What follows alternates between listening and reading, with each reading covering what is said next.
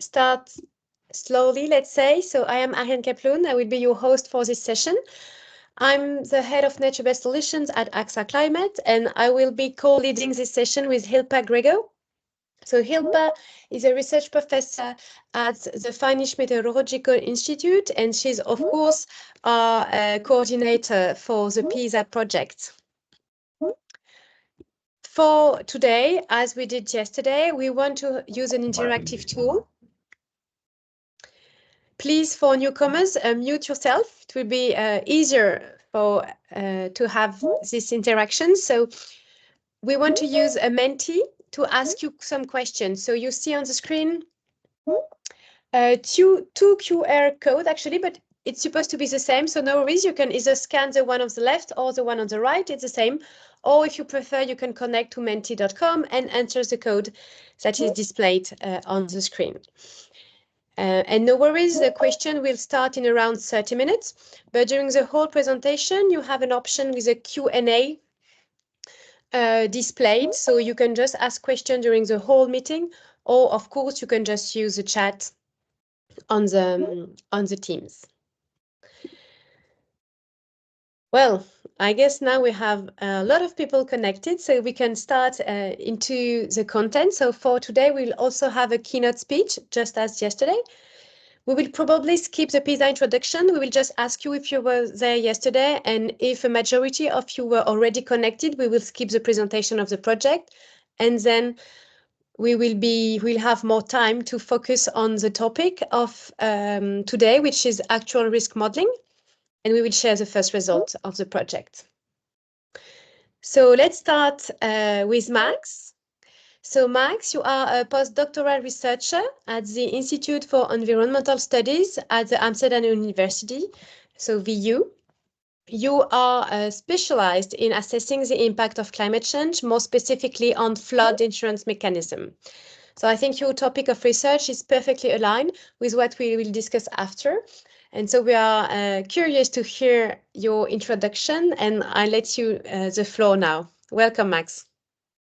Thank you for this introduction, Ariane. Could you move to the next slide, please? Of course. So I will give a brief speech about my experiences in flood risk modeling for insurance applications. So I will start with the basic concept of flood risk assessments, which a lot of you will be familiar with, I guess. So flood risk is or other types of natural disaster risks are a product of hazard, exposure, and vulnerability.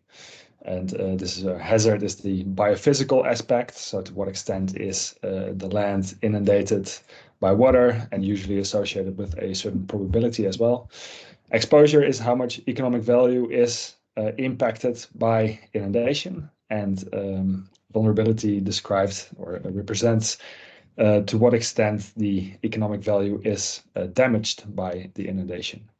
So that's the basic concept of flood risk assessments. But for insurance, this proves to be quite problematic in many or several respects.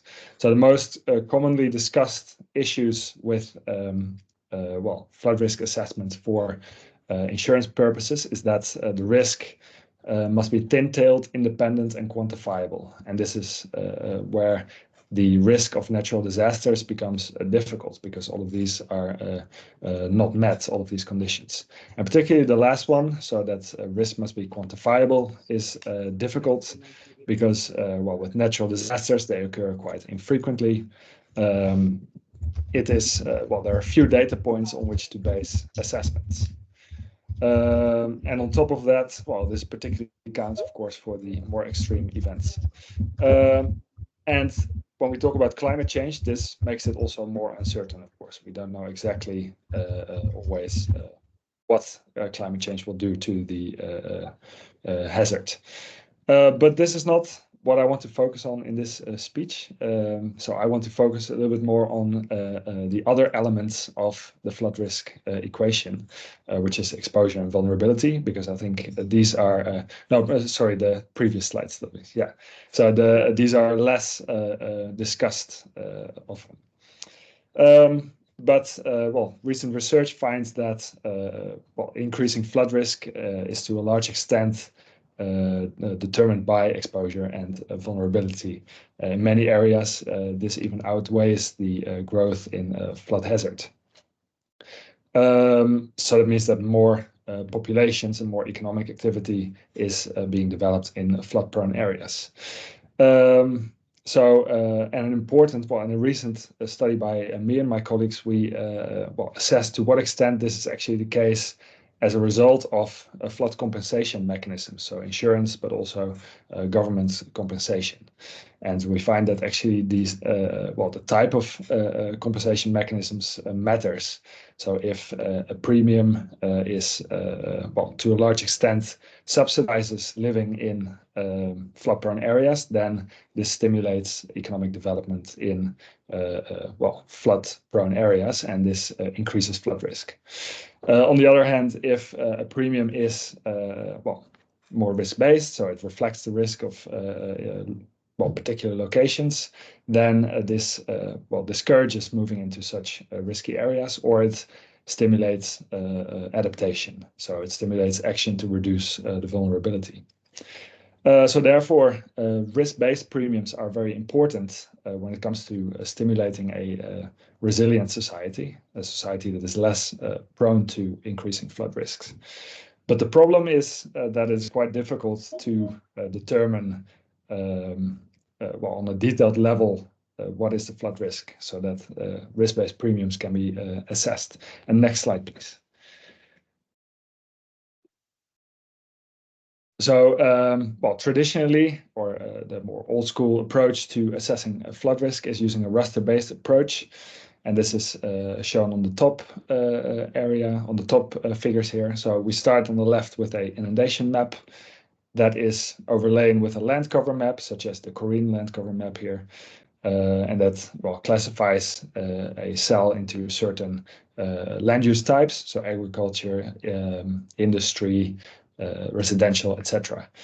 And based on these different categories, there are stage damage curves. So they represent the relationship between the inundation and the damage to the specific land use categories. And in that way, we can assess, in a certain cell, what is the flood risk for different land use classes. And you can see that this is quite an aggregated approach. So here, for example, in the stage damage curves, there is one relationship for all of the built-up area. So all buildings have one curve there. So you can imagine that this is quite difficult to assess risk-based premiums, for insurers to calculate risk-based premiums. So some of my colleagues are working on a new approach, a vector-based approach, and that's shown in the bottom figures. So we start again with the same inundation map on the left, but we overlay that with an object-based data set. So this is, for example, OpenStreetMap, but there are also different databases. And this provides information on a building level. What is the building used for? What type of building is it? And then we can apply object-based stage damage curves to assess, for the different building types, what is the depth damage relationship. So this is a much more detailed approach, very useful for calculating risk-based premiums, but it's very data intensive. So you can imagine we need information on the building, what type of building it is, ideally also on what type of materials are used, how old is the building, whether it has applied specific risk reduction measures. And we also need information on, what does these building characteristics mean for the vulnerability. So for this, I want to end with a recommendation, which is that it's necessary that academia works together with the business or the insurance industry, because the insurance industry has valuable knowledge in this regard, particularly to estimate these stage damage curves, these vulnerability curves, because they have information on past damages and insured damages in particular. So I thank you for listening, and I give the floor to you next. Yeah, thank you so much, Max, for accepting to make this introduction speech. And I'm sure that we will discuss again later on the session today some of the limitations and difficulties that you have shared with flood modeling. So thank you so much. Just a reminder, if you want to react, in the audience, you can either use a chat on the Teams space or the Q&A on Menti, or you can also raise your hand and we'll be happy to give you the floor. Before we continue the session, we just would like to ask you if we were connected yesterday, so we avoid to say the same thing, in particular regarding the presentation of the PIISA project. So please take a few seconds to answer this question on Menti. So we can evaluate and confirm that a lot of you were already connected, so we can skip the PIISA presentation.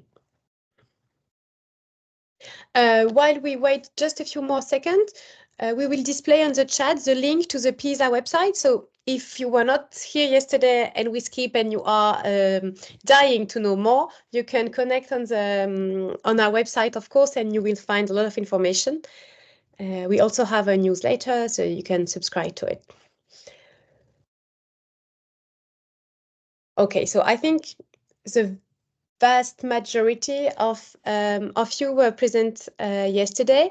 So let's just skip the PIISA introduction.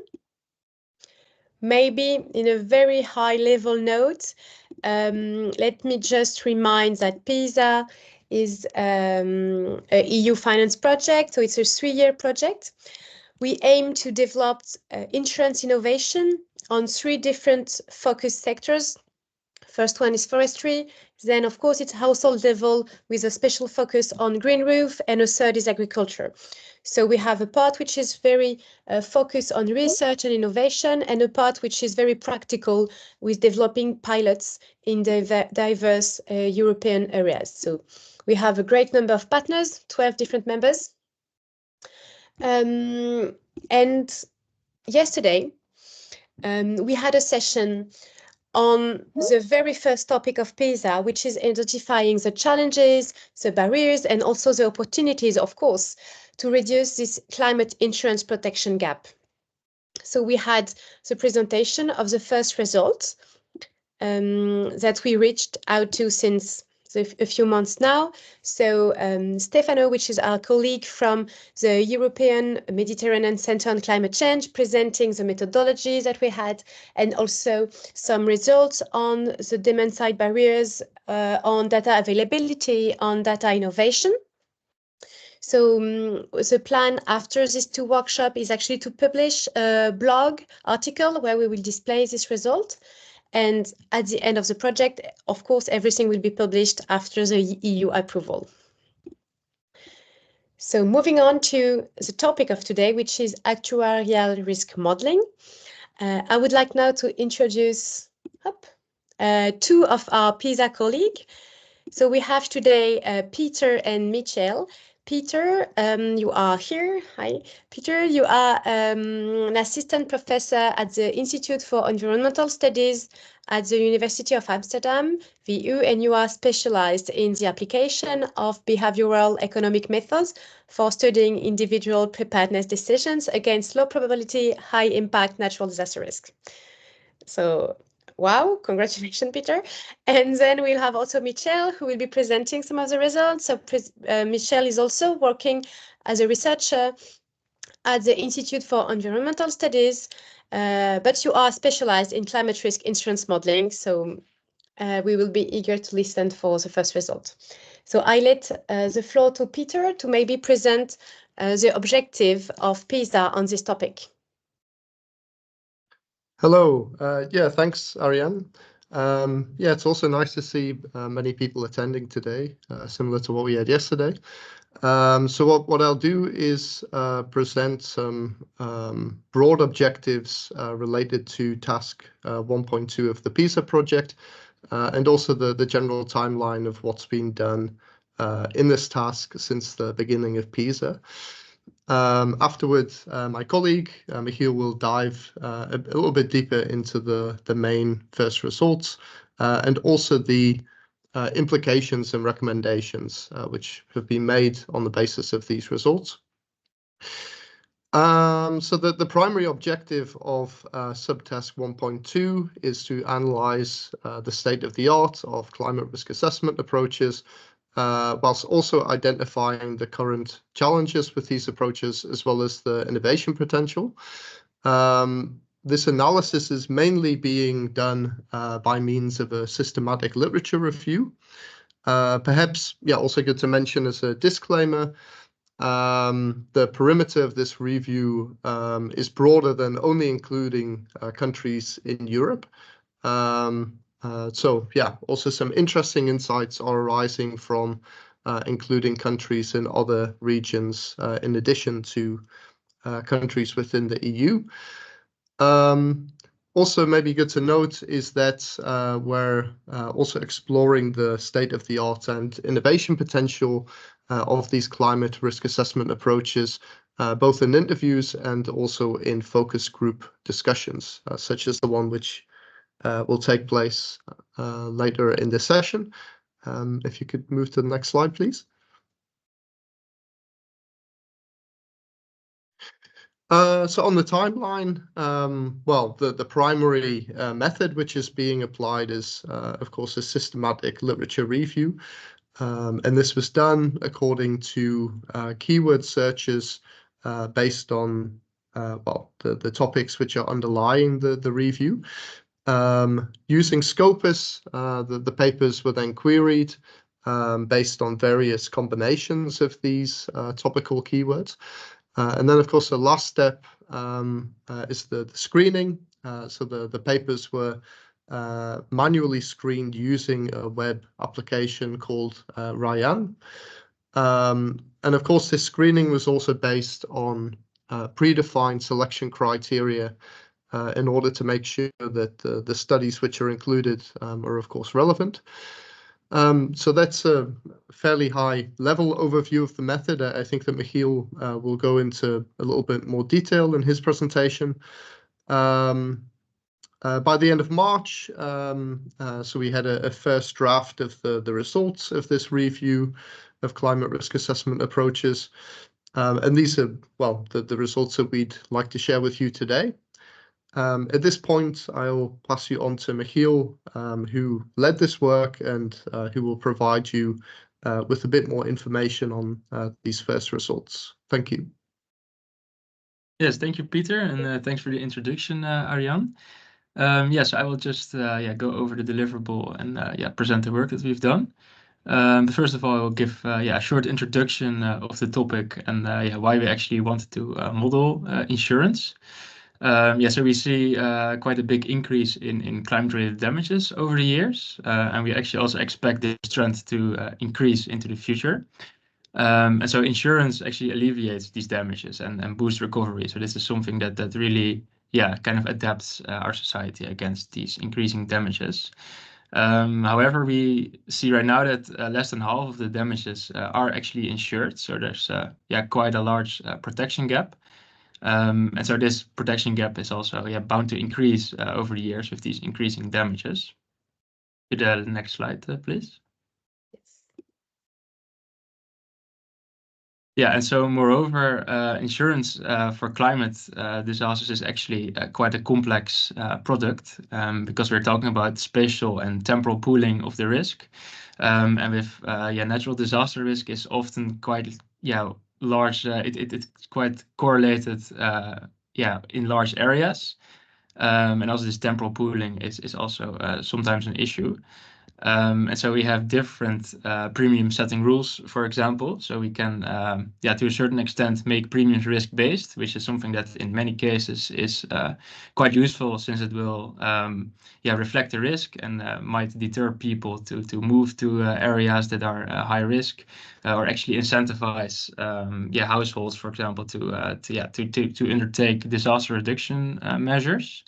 However, if we make premiums fully risk-based, then this might lead to like people being unable to afford the premiums. So the extent to which we want to make these premiums risk-based is also something that we really want to model. Furthermore, we have different market types. We see countries that have a full solidarity system where the risk is quite detached to the premium, and other areas where the premiums are really reflected in the risk, and to see how these market types evolve over time. If we have an increasing risk, that's also something that is quite interesting to model. And kind of the largest reason that we want to model insurance is that we have quite an uncertain future. So climate change and also socioeconomic development will largely exacerbate losses in the future. And therefore, it's really important to see how we can future-proof our insurance. So what kind of systems work, what kind of premium setting rules work best in an evolving climate. And so therefore, these models provide insights. For example, models that we've reviewed have been used by policymakers such as EIOPA in their policy briefs, and further develop the insurance design. So move to the next slide, please. All right, so I will go a little bit into our methodology, like how we actually conducted this review. So like Peter said, it was keyword based. So we first identified 3 keyword groups. So every paper should be about a hazard. It should be about a model and about insurance. So these are our 3 types. And then in those 3 types, we just identified as many keywords to make it exhaustive. And then this fed into a large search string that we then used in Scopus to extract all papers that had this combination of keywords. And this initial query yielded over 2,000 papers. And then, like Peter said, these papers we fed into Rayan, which is an AI-powered screening service software. And this narrowed it down to 50 papers. So you're still manually screening, but Rayan kind of assists with giving a certain score to the paper, to see if it fits into the research scope. And then these 50 papers were thoroughly screened, and in the end we ended up with 36 models for further analysis. Next slide, please. All right, so the first thing that we noticed here is that we could definitely classify the models based on 2 components. So every insurance model had a risk component and an insurance component. So this risk component is used to calculate the risk, and then this insurance component operationalizes this risk into an insurance application. It always calculates a premium. And then this risk component we can further subdivide into 3 different types. So we see the catastrophe models, which are more simulation based. So these catastrophe models actually make use of simulations to actually calculate the damage under which they will base the risk later on. Then the second type is the actuarial models, which make more use of empirical data to kind of econometrically estimate the risk. And then there was one model that made use of a theoretical risk. So they just assumed a certain probability of an hazard occurring. And one thing that we saw is that these catastrophe models were mostly used for risks that are kind of low probability, high impact, such as flooding, for which not necessarily much empirical data is available. Whereas actuarial modeling is more often used for damages such as windstorm, for example, for which we have more empirical data, which makes it more robust to estimate the risk based on these empirical data points. Now, for the insurance component, so there were different applications actually of this risk. We saw that the most common application was a supply model. So this is necessarily just a model that calculates a premium based on the risk. So it's kind of the most simple variant of a climate risk insurance model. And then the second model type that we identified was a partial equilibrium model. And this also takes the demand for insurance into account to also identify the protection gap, for example. And then we have the agent-based models, which are actually even more complex than a partial equilibrium model, because this also incorporates feedback loops between the demand and supply side to kind of identify more behavioral patterns around insurance. And then there were a few other insurance models, such as a model that's more based on the demand, for example, or which is more a game theoretic approach to the insurance market. And next slide, please. All right, and yeah, in terms of the hazards that were actually modeled, we saw quite a large overrepresentation of riverine flooding, which you see in the graph here. That flooding was actually if we combine riverine, coastal flooding, and other flooding, such as pluvial flooding, we see that almost half of the papers, or more than half of the papers, were about flooding. And actually, if we compare this to how much damage flooding causes, these proportions are not in accordance with each other. So we saw that there's kind of a overemphasis on flooding. Moreover, an interesting finding was that only half of the models actually look into the future, so employ projections for the future climate and future socioeconomic development. For example, an RCP scenario that uses these CO2 forcings to kind of see how the hazard behaves under different scenarios. But we identified that only half of the papers actually make use of this. So only half of the papers are actually equipped to see how we can future-proof insurance, and even less papers actually also looked at the socioeconomic development. So the exposure growth was also something that was just not done as much as you would expect. The next slide, please. All right, and furthermore, we saw little attention to multi-hazard modeling. So here we see on the left graph, we have the model type, and then whether the hazard that was modeled, if it was a single hazard or a multi-hazard. And so we saw a very small proportion of multi-hazard modeling, even though this is quite an interesting area because of these compound effects even have more impact than you often expect.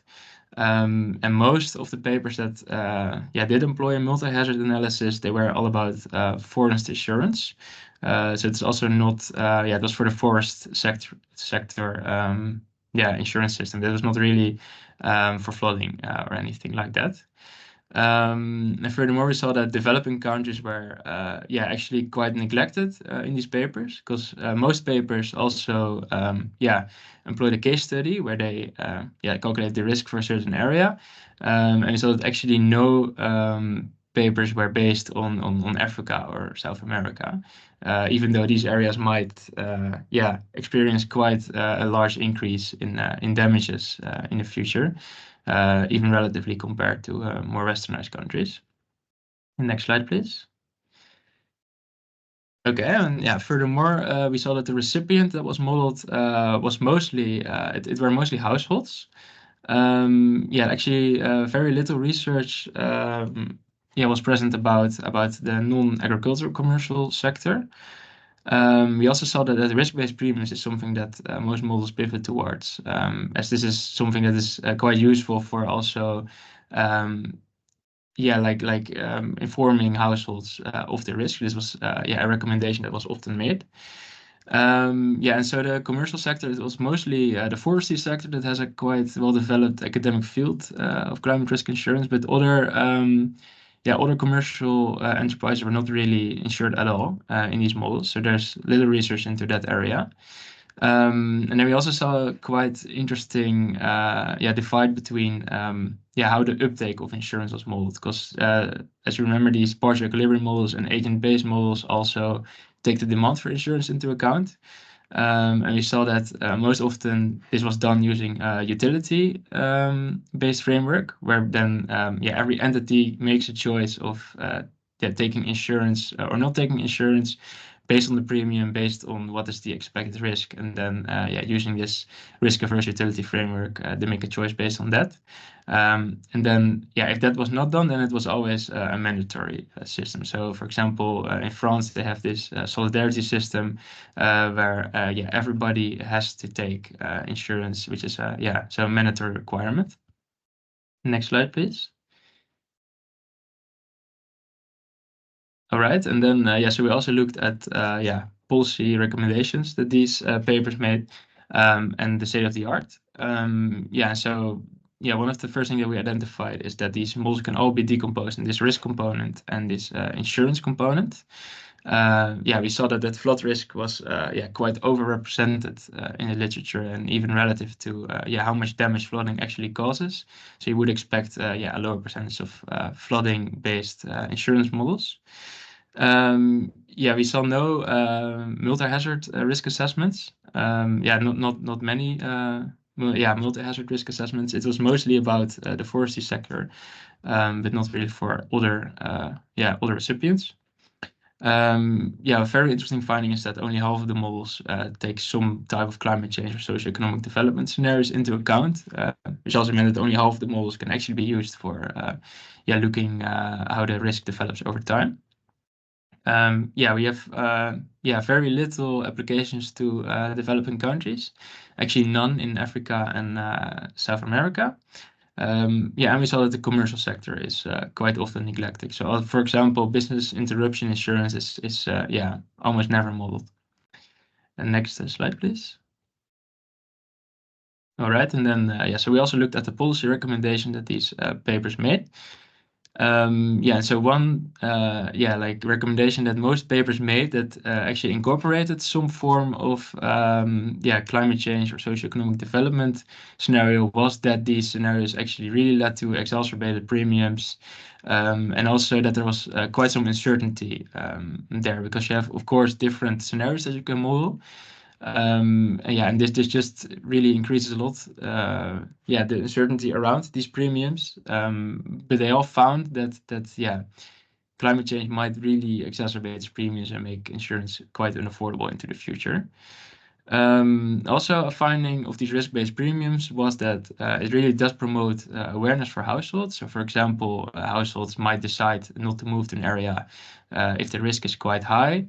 Furthermore, it might kind of incentivize disaster risk reduction measures. So adaptation measures at a policyholder level can actually be incentivized using insurance and using risk-based premiums. So if a household then undertakes adaptation measures, then it leads to a reduced risk. And if your premium is risk-based, then so this leads to a lower premium. But a very important thing to keep in mind here is also that a fully risk-based system might make premiums unaffordable in the really high-risk areas.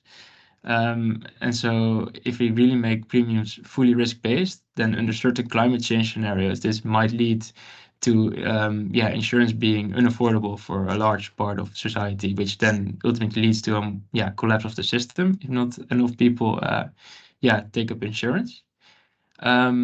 But then one way to alleviate this is to also involve the government in forms of public-private partnerships, such as Flood Re, where then the government acts as a reinsurer to kind of cap the premiums at a certain price point. So they are risk-based up to a certain point, and then the risk that goes beyond that point gets passed on to the reinsurer, and then this keeps the affordability in check and make sure that even under different climate change scenarios, insurance might still be viable.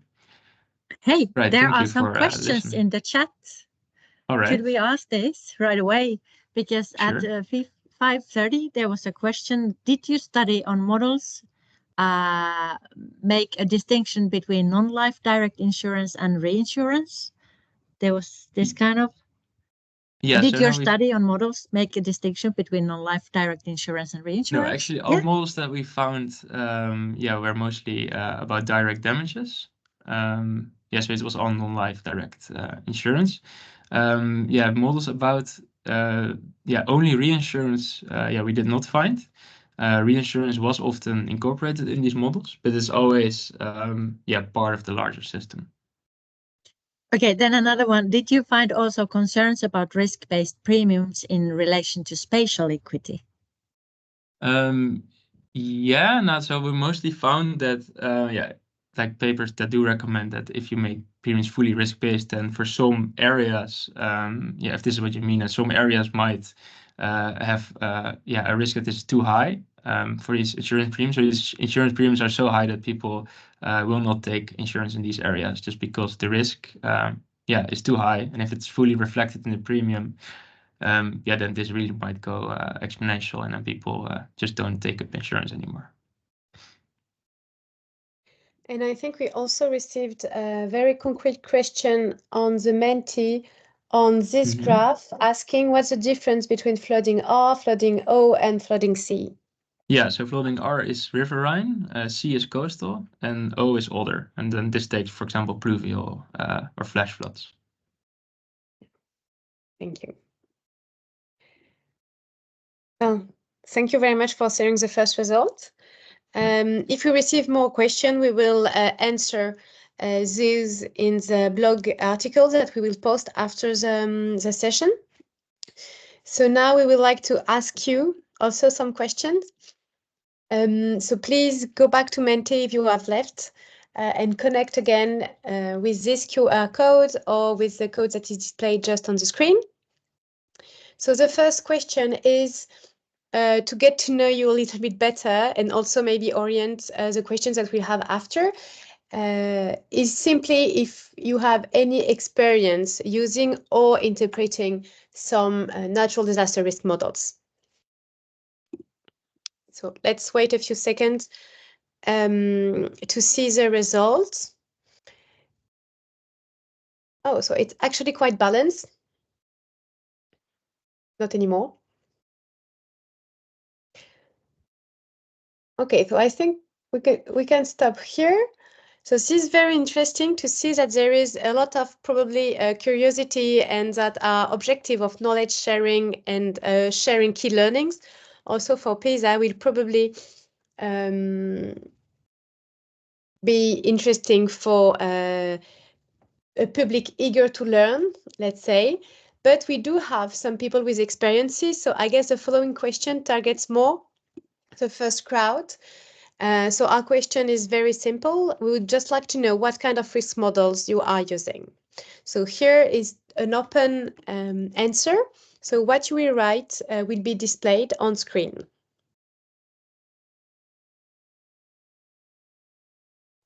And maybe while we wait for a few answers, if we have some, to appear, I think it would be interesting to share the experience that we have at AXA Climate.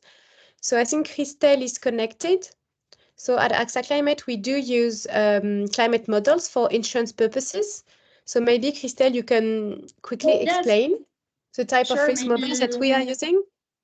Yes, indeed. Maybe that's a good way to start sharing ideas and so that you guys can write proposition. But so we use statistical models based on, for instance, historical time series observations.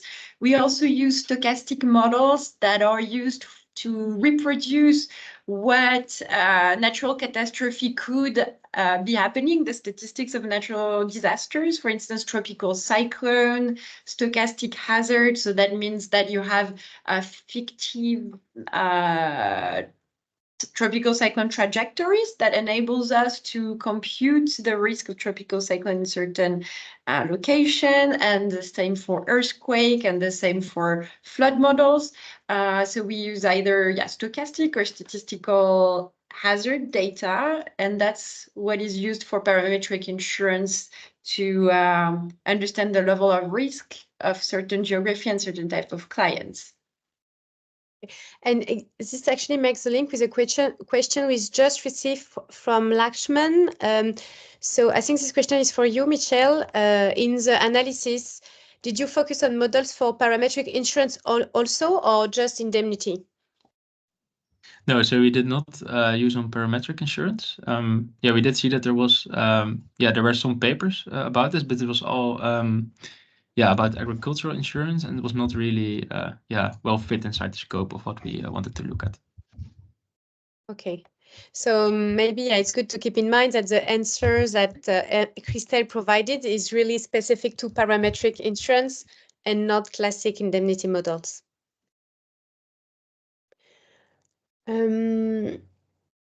So we had 4 responses. I don't know if some of the respondents would like to comment on the answers, or maybe Michelle, you can also. Do you have some thoughts regarding the studies that you've made and those answers? Yes, we see that these are these might look a little bit about this this agricultural this actuarial component in the models. For example, this hero risk that's probably based on empirical data. And so then we see that insurance companies, they do have a lot of data available, and I think it makes sense for these in-house models to be largely based on empirical data, because this might give a better idea of the actual risk. Yeah, exactly. So maybe we can continue with a question regarding uncertainties. Uncertainties, of course, on disaster risk modeling. So if you please can go back to the Menti. So the question is, what are the main uncertainties that you are perceiving? So we have proposed a few options here, but of course it's not exhaustive. So if you want to complete with some topics that is not provided here, you can write in the chat or in the Q&A option on Menti. So the proposition here that we provided are uncertainty about future climate conditions, of course, uncertainty about future population or economic growth, uncertainty related to limited past data availability, and uncertainty about how to include adaptation and the related dynamics.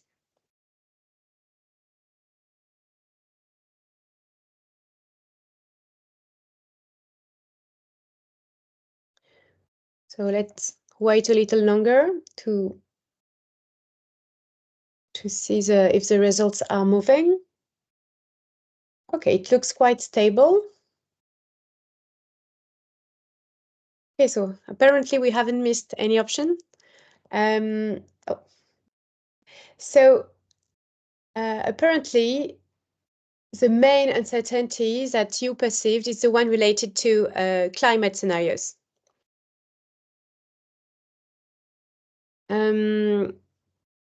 So maybe what could be interesting on that is also to reflect on the IPCC scenarios that we are using. So I don't know, Michelle, have you seen in the literature review that you conducted a lot of climate scenarios included in some of the modeling? Yeah, no, so about half of the models do include these climate scenarios. Then we're mostly talking about the RCP scenarios from the IPCC. So definitely, I think this sentiment quite reflects what we found in the literature.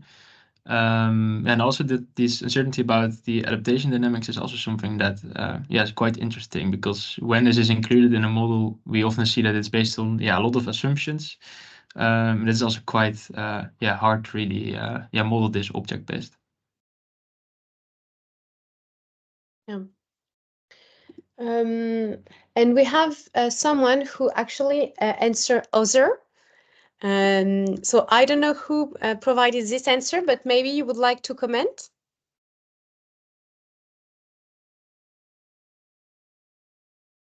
No worries, so we can just continue. Yes, it's me.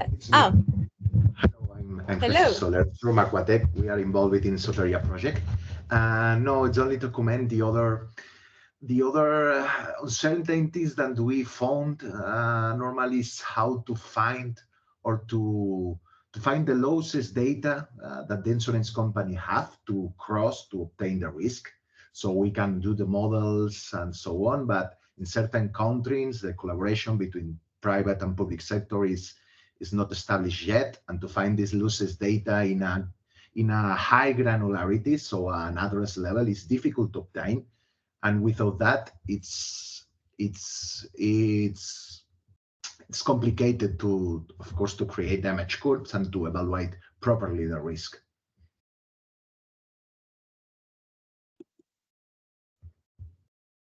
Yes, exactly. Peter, please react. I was just about to react on something different. So in general, I was quite surprised when I read a few years ago that these adaptation dynamics, they're usually not included in risk assessments. So effectively, you're just assuming that people are not responding in any way to rising climate risk over time. Well, I'm a social scientist, so I think that maybe the social sciences can play quite a significant role here by looking at, well, exactly how people might react in the future related to these increasing climate risks. Because of course, if you include those adaptation dynamics, you probably also need to make some assumptions about realistic things about what people might be doing. So yeah, it could be that people react in a very rational way, or what's more probably the case is that they behave very irrationally, so they only respond after a disaster actually occurs. So yeah, maybe to address that uncertainty, a closer collaboration with social sciences could be useful. Thanks. Yes, that's an interesting idea. Christelle, I see that you wanted to react. Oh, yes, because I was agreeing with the fact that there is also a change in vulnerability in time based on the hazard experience. So if you have multiple events occurring the same year, you will have an increase in vulnerability, but then people will adapt and reduce their vulnerability. So there is a lot of not a lot, but there are some researchers working on this kind of evolution of vulnerability in this hazard of winter storms, for instance. Also, I have seen some, well, what we use at AXA Climate is a protected flood hazard map and unprotected flood hazard map. So there is a way to integrate flood barriers in the hazard set that we have that is done in quite a maybe a broad way in certain geography where we don't have data, but it's for flood events. I have seen this kind of information, protected and unprotected flood hazard maps, for instance. But as we have seen, flood looks to be the more represented hazards in terms of modeling. So I guess it's not a surprise that it's also the sector where we have most forward-thinking modeling. And maybe just to complement on PIISA, so it's absolutely the objective also of the project to include those adaptation dynamics with innovative insurance modeling. So for instance, on the forestry pilots, we are working on how we can include adaptation regarding wildfire and regarding storms on the forest management, and how this decreases the risk and so can be integrated also into the insurance pricing. But this is still research, but this is one of the outputs we are looking for.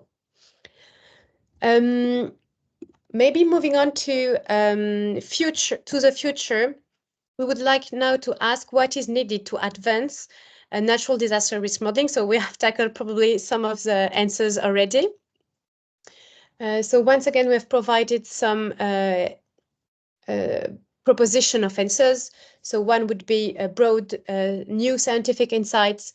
Another option would be new methods that include adaptation dynamic. We just discussed that. Deal with multi-hazard risk and cascading effects, better ways of addressing model uncertainty, more refined risk map or other. And once again, if you have other comments or insights to share, please comment this on the chat or on the Q&A.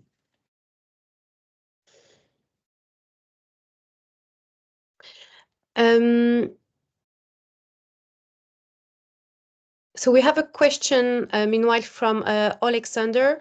AXA Climate was working on the parametric insurance based on DLT. Is this also going to be part of PIISA? So I won't be able to answer because I don't know what is parametric insurance based on DLT. Christelle, do you understand that? Yeah, it's basically about implementation of innovative insurance solutions, innovative IT solutions to collect the data. So it's about the distributed ledger technologies and the combination with Internet of Things. So this is the way how we can collect the data and make the insurance product more effective and more, let's say, efficient. This was because we were in contact with your colleagues like a couple of years ago, because we were doing the same and we were in touch. But now it's just like out of curiosity if this is also still like an issue and it's going also be a part of the project, and that's basically it. So yeah, but Stefano, please go ahead. Yeah, hello. So I can't say whether it will be used for the development of the insurance project, insurance products that are tested in the pilots, but this is something that we're looking on in our literature review that we're conducting within task 1.1, and I presented yesterday. I did not include DLT in the presentation about data innovation because we still haven't enough information to present you, but this is something that we are most likely going to touch upon in the final version of the deliverable. Over. Yes, thank you, Stefano, for this remark regarding the pilot. On forestry sector, not really, but I think at household level, there is some dashboard that is also planned to be used for covering out household level. So it might be included in that part, but this is something that we can check and we will answer after the session on the blog article. So we have another question asking where the NatCat models that were reviewed used for insurance purposes, or were there other purposes as well for the models? So that's a good question. I think that's a question for Michel. Yeah, so the models were all based on the academic literature. And so they all calculated an insurance premium. But so no, they were not directly used to calibrate insurance products, for example.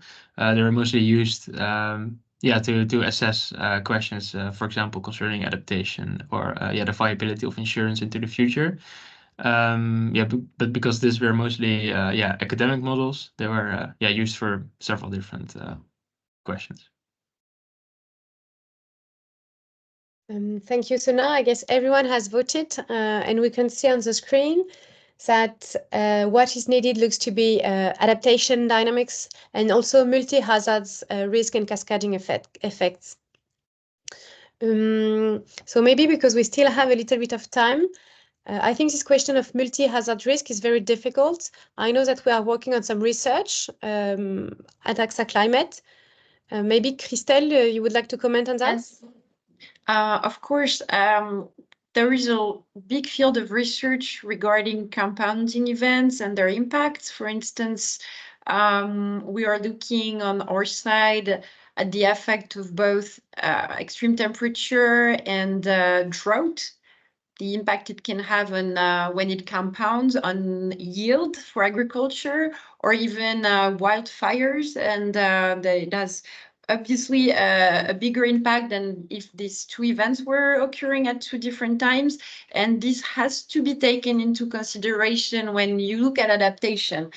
You don't adapt to just one hazard. It's obviously you have to take into account the fact that this hazard can occur at the same time in the same location and have multiple and cascading effects is also something that has to be taken into consideration when you look at adaptation. Because one impact can cascade into multiple other impacts, and adaptation has to be inclusive or take into consideration as much as possible this aspect. So it's a moving field of research, and we definitely have to tackle that at PIISA some ways. We have a whole work package on climate risk models, so I'm sure we will have a look at it. So conscious of the time, we only have 5 more minutes. So the last question is enlarging, and we would like to know if, in your experience, you have seen insurance modeling combining historical data set and also future climate projection data. So we already mentioned some of these, but if you have other examples or illustrative a scenario in mind, please, we'll be eager to gather this knowledge. And this will be the last question that we have for you today. So once again, we will review all the questions we receive on the chat and all the Q&A, and we provide answers either at PIISA level or from the discussions that we just had.